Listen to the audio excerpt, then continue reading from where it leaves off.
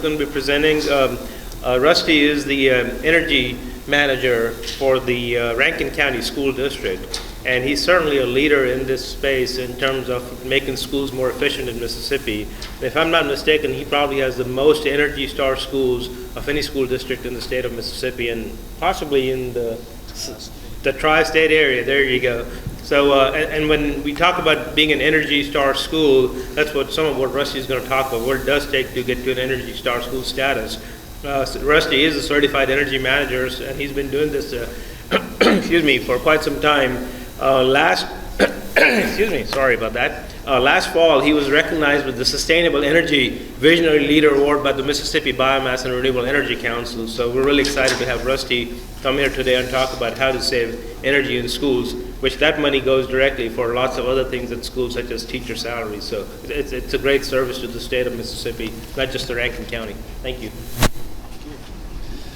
Well, thank you very much. I'm very pleased to have this opportunity to talk to you, and appreciate them recognizing the school district and all. But I wanted to just kind of talk about how the energy management program got started at Rankin County Schools, because there's not many or any other schools in the area. EnHance has an energy manager that does all the EnHance campuses and some other areas, but the way it started and kind of where we've grown it from the beginning and all, but just a little bit about everything.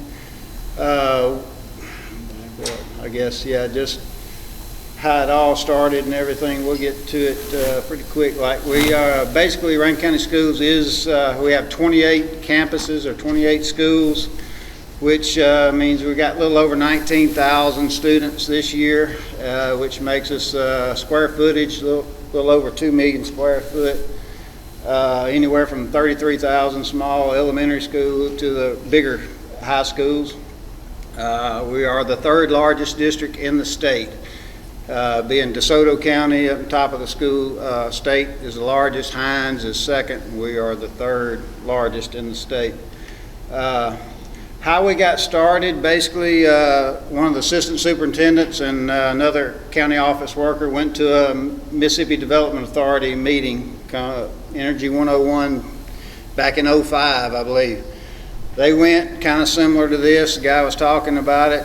Mr. Henry Sanford, I think, was presenting it, just talking about things to look for, how to save energy, how to do that. They started saying, like, how much do we spend? You know, they went back, made some notes, went back, started talking to the accountant and stuff, got some numbers. So they started with the simple things that they picked up at the meeting. Set your thermostats, you know, tell the teachers, you know, to follow this, turn off the lights when you leave the room, stuff like that.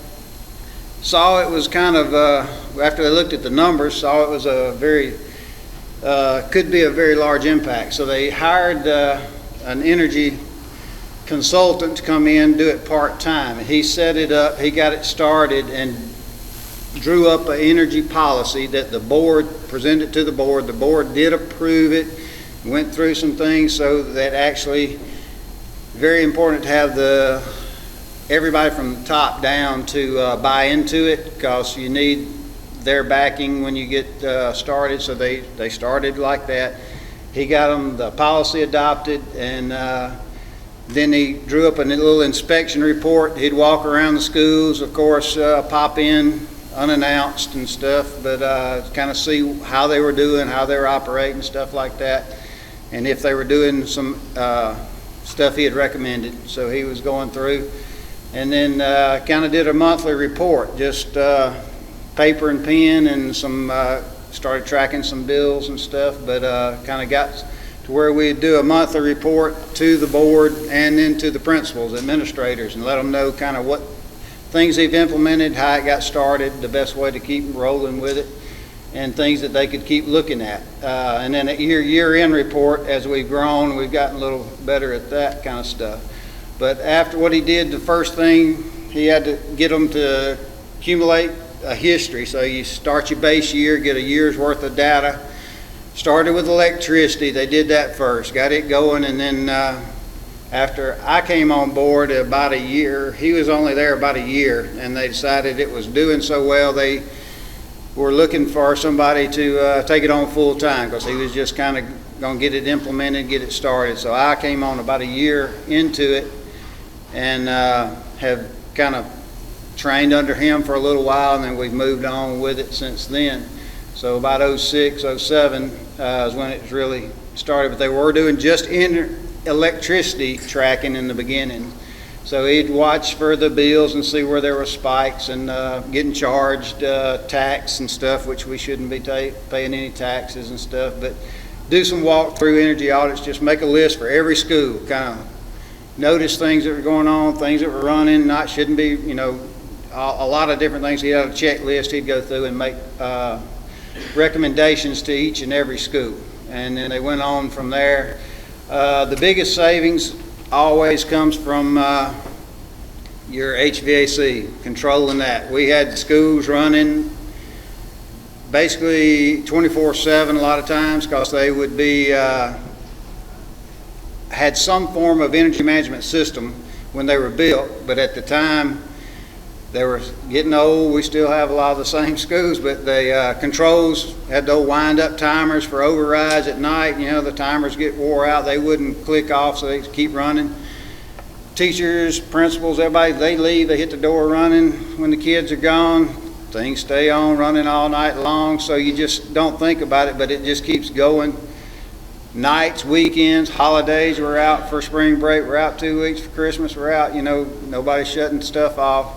Summertime, we had 3 or 4 custodians in each building, waxing the floors, cleaning, getting ready for the kids to come back. Well, you got 3 or 4 people, but you're running the whole building all summer long for them to get their job done. And we've changed that, gone into a centralized zone type cleaning. So we take all the custodians from all the schools, and we'll put them in. They'll do one school basically in a week's time now, so that'll shut down. We can shut down the other 6 schools while they're doing in that zone. They can do the one, move to the next one, move to the next one, so they can do all the schools, and I only have to run each school about a week during the summer. So that's just some other benefits that we've grown into. But after we walk through it, but the EMS, being able to turn them on and off, we grew the old systems into a centralized system so that we can do from the county office, from my office, have one system countywide. All the principals have been trained on it, so they know how to do the overrides if they need it. I set the schedules. If they need something after hours, they can give it to me. I can plug it in, and now that they're all the same, because before they were just whatever was built when the buildings were built, they had different kinds, different brands, so now we're centralized with one type system. And we've kind of grown it. There are a few buildings that were outer lying buildings we have not connected yet, and we've learned some of our buildings have just on-off time clock control, but we learned as we grow how to get a little bit better with it. We've got some that the newer ones have in-room actual thermostat control and room temperatures. I can pull it up and tell you what every room in the building is and stuff. So it's different levels of the EMS system, but we just kind of keep growing that. But that's your biggest payback there, is just being able to have control, get your hands on controls, as we've talked about before with other things, but turning stuff off when it's not being used. From there, that's a little copy of the little inspection report that Mr. Henry started. We still kind of use, and it just, some points during the day, some for off night times, weekends, stuff at the bottom. The stuff is things turned off, or lights in the cafeteria. They on all day long when nobody's in there. They don't come in there at 10 o'clock to eat.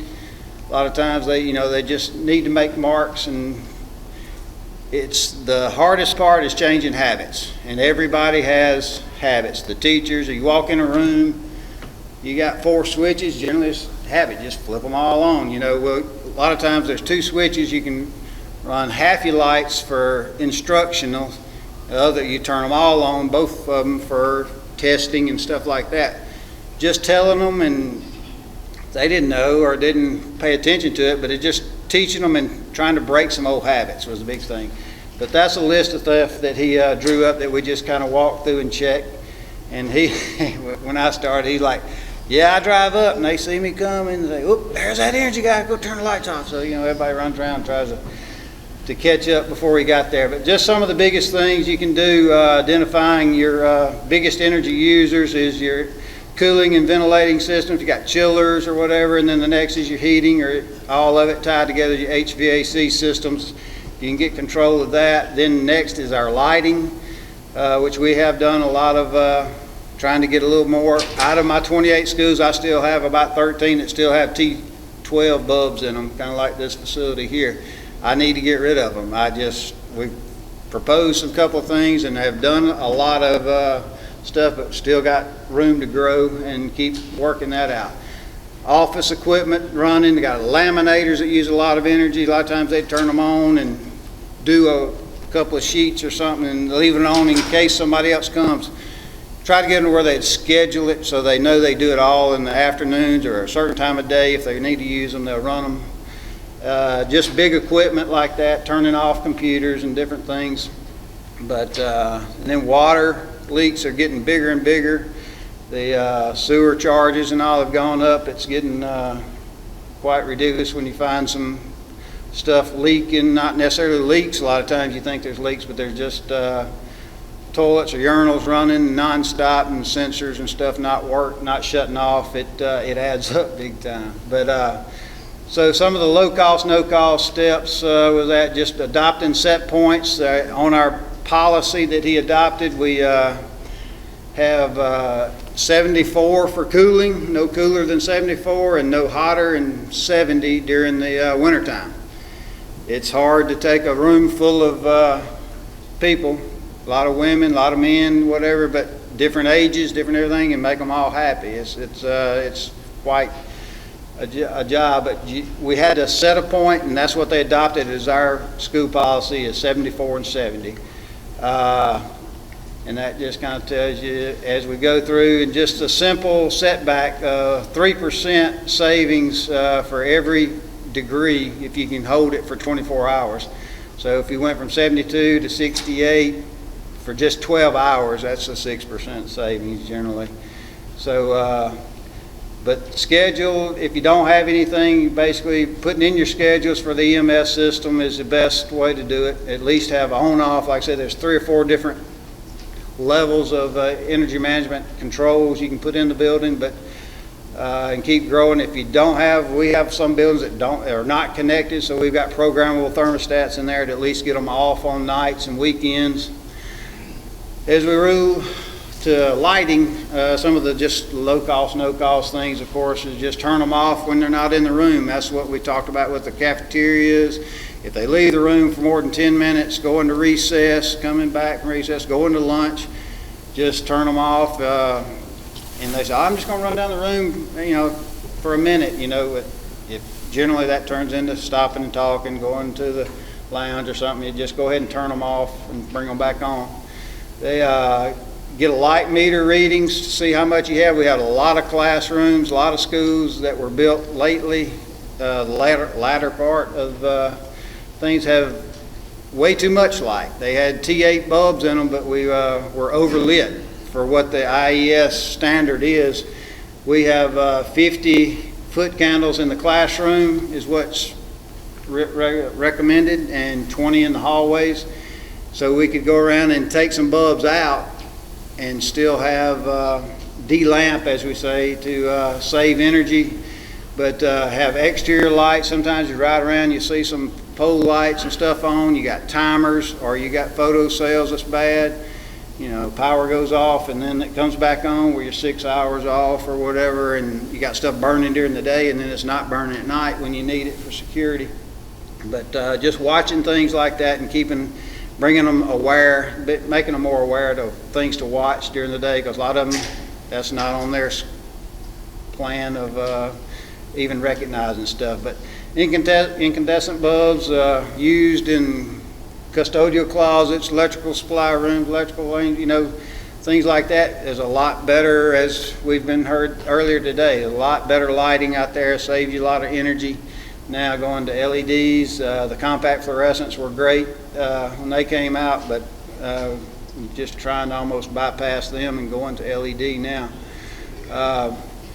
The lamps and the fixtures are not clean. A lot of times you can get a lot more light out of them. They just get dirty. Part of our summer cleaning projects, going there, dropping the lens, cleaning the lens, wiping them out. As they're changing bulbs, wipe the bulb itself and clean out the inside.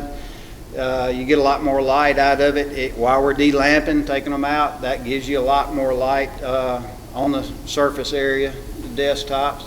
But delamping, just a quick run over, y'all probably don't need this. This is one I've used in another thing. But say you got a classroom with 14 fixtures. It's pushing out 100 and something foot candles. You take one bulb out of each fixture. That's 14 bulbs, 28 watts for a T8 light bulb. Gives you 392 watts. So that times 2,000 hours, what we estimate our classroom runs a year. It's about 784 watt hours. Divide by 1,000 gives you your kilowatt hours times your price, which we use 11 cents on average. So that cost you about you saved $86 a room if you did one bulb, just do one bulb out of a 4-bulb fixture. That's not bad, but you do that times one elementary school, 35 classrooms, that saves you $3,000 just taking one bulb out.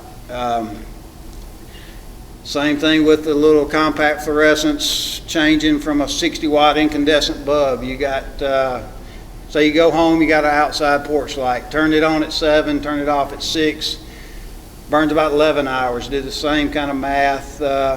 Your watts times your hours times your price. Say it costs you about $26 a year to run that one light bulb. Say it's in a closet or wherever, or outside porch light.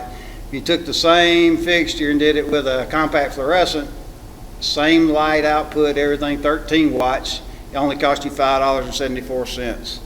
I did the same thing for some of our custodians to get them on board, show them what we're trying to do, get the buy-in from them, and they had a lot of them come back and say, man, I didn't realize that, but I went home and I did it at my house. Nowadays, we've got that 9 LED bulbs, 9 watts, about a 60 watt equivalent, 9, 10 watts, some different manufacturers.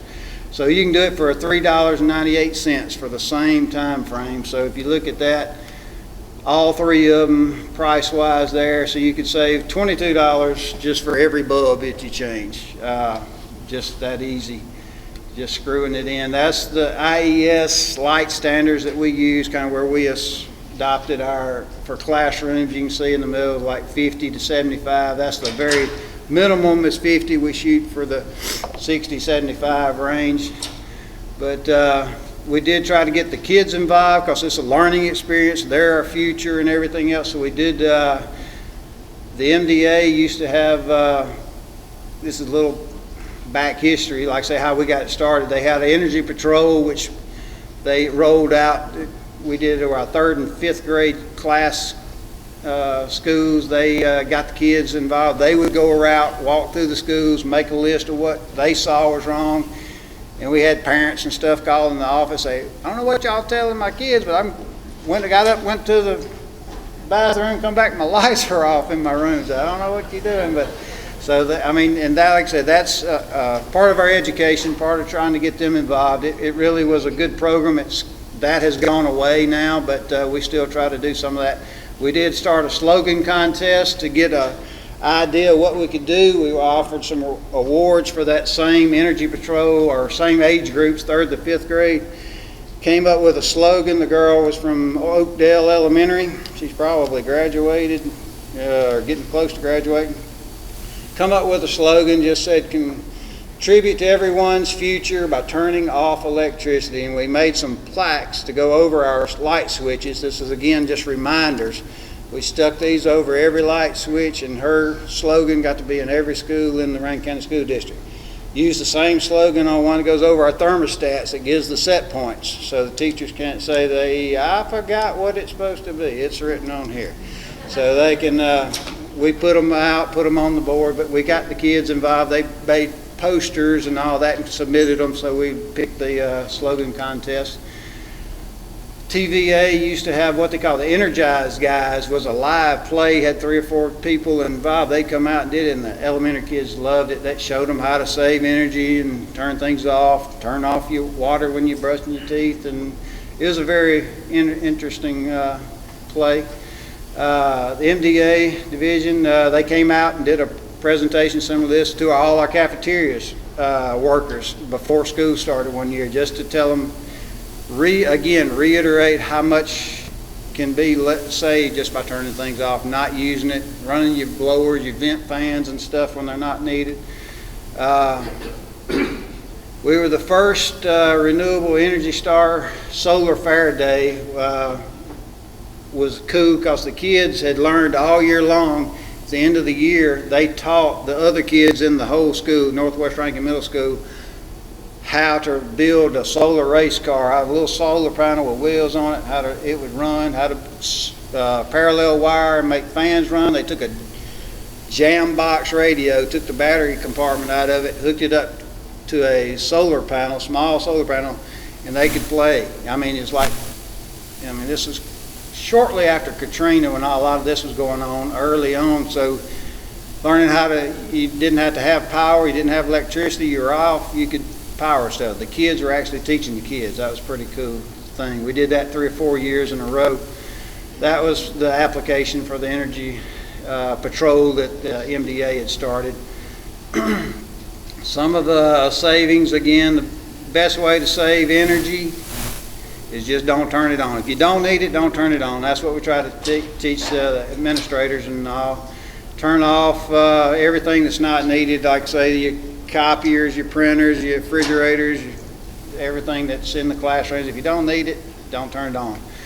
The best way to save money is to buy at the best price. We found out a lot of times we weren't buying on state contract pricing, so we end up shopping vendors and check around, because a lot of times you just get in the habit just buying from the same people and you spending more than you have to a lot of times. So just to recap,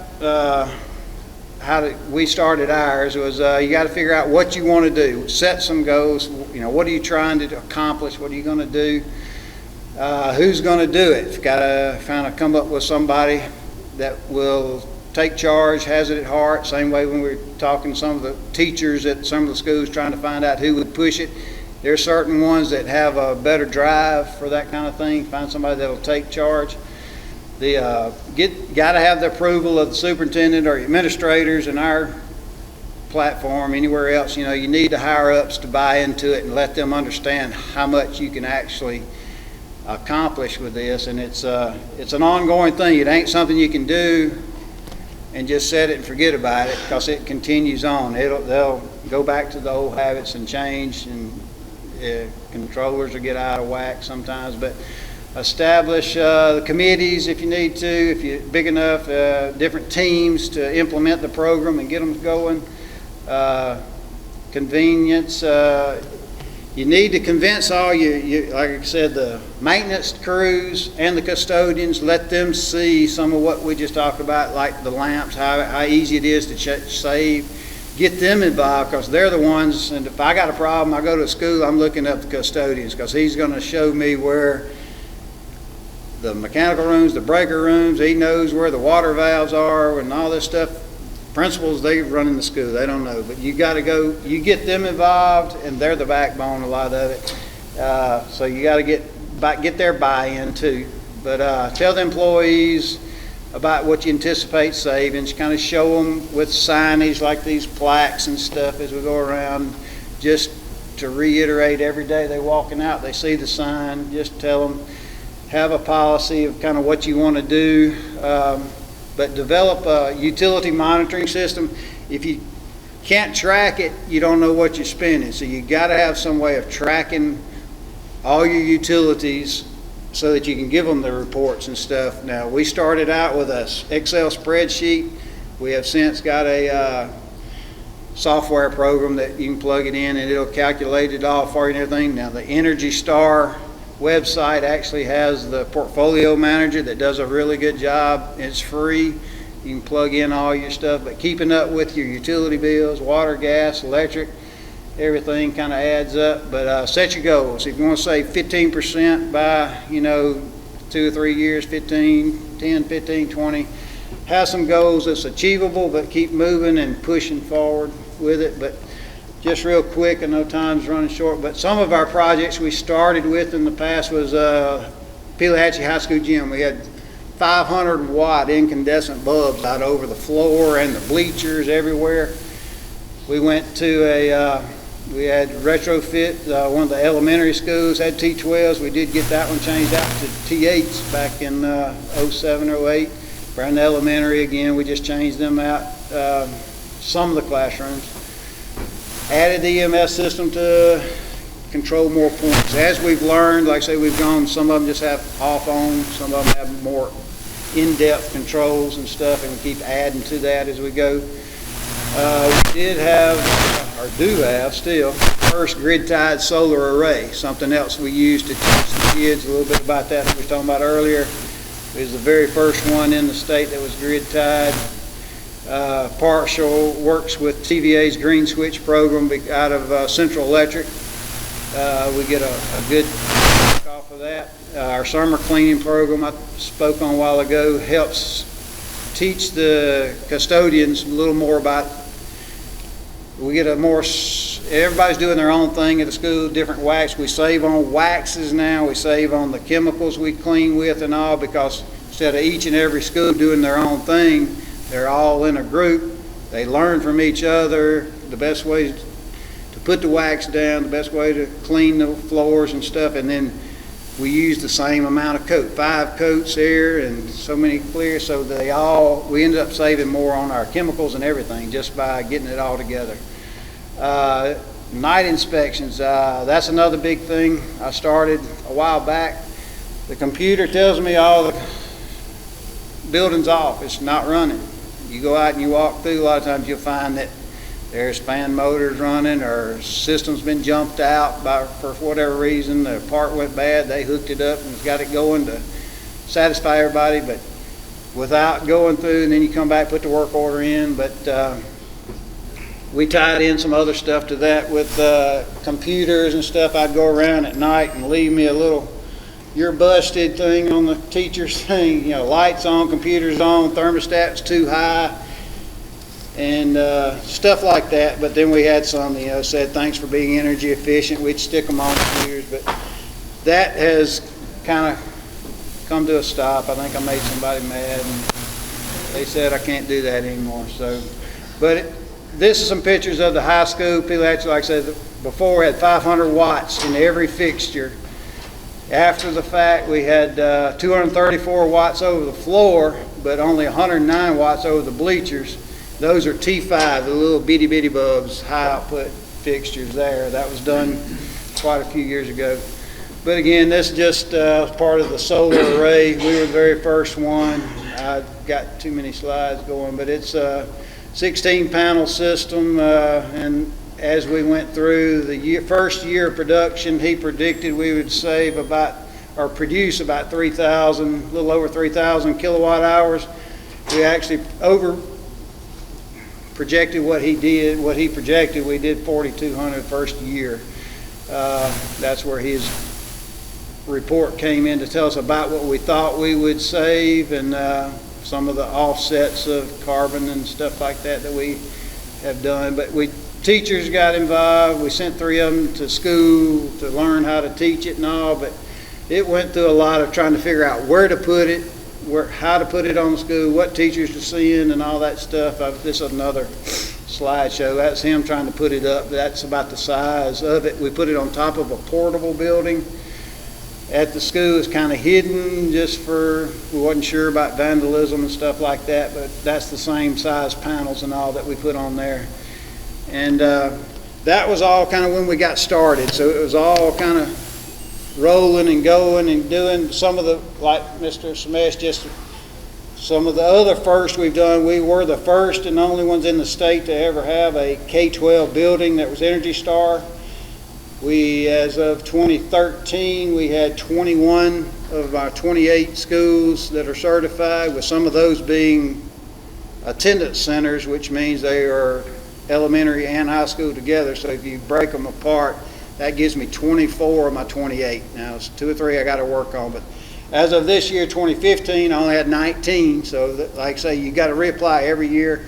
Comes back and forth, so we got to keep working at getting those other 2 or 3 passed. But there's a lot going on, and without the help of Brett Rasmussen, this would have never happened. Working with Kerry and MDA, MDQ, I mean, they're the ones that started the program. Then I saw them at a seminar kind of like this that got it going. But we have to have somebody like Brett to come out and engineer and verify everything that I put into the system. So he comes out, checks it off, signs off, stamps it, and makes it good. And without his help, I couldn't do it. A lot of y'all, you could touch base with some of the other schools. If you got kids that go to some other schools, it's pretty easy to get it implemented, get it started. But there's plenty of places that we could save a lot of energy, and it's be good stewards of the taxpayers' money is what we're trying to do.